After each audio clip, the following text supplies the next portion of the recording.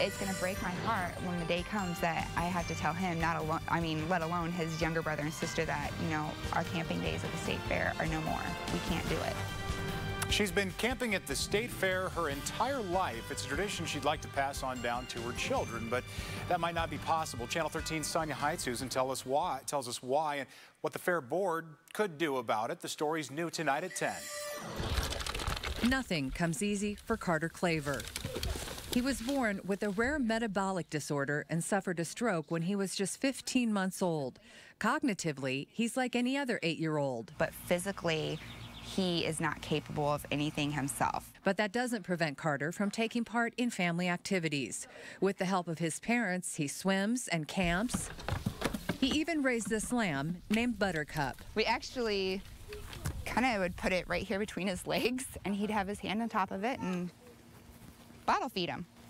And when it came time for the county fair, the Clavers figured out a way for Carter to show Buttercup. He holds onto the lead himself. We just wrap a couple loops around his arm of his chair, and he holds onto the lead.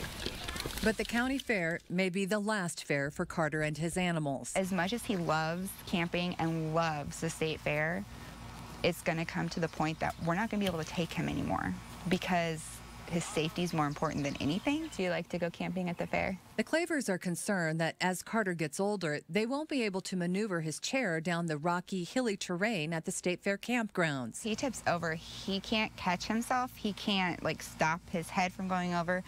Literally, if he falls over, even to the side, more than likely he's going to break an arm, a nose, or something on his face. And a handicap accessible spot is out of the question. They have no sites designated for handicap or disabled camping at all. The bathrooms, the bathhouse, and the trams are all handicap accessible. But the campsites themselves are not. There aren't any state mandates for those to be accessible, so at this point they're not. Lori Chappell, the spokesperson for the Iowa State Fair, says the fair board and campground managers try to work with campers who have special needs, but as of right now, creating handicap accessible campsites is not in the cards. Here he comes. Okay. The Clavers don't understand why. We've been to Army Corps campgrounds, state campgrounds, and even private campgrounds, and all of them have, if not one, at least possibly two that are handicap designated. We are still looking at it and want to be accessible to everyone, so it's certainly something that would be considered.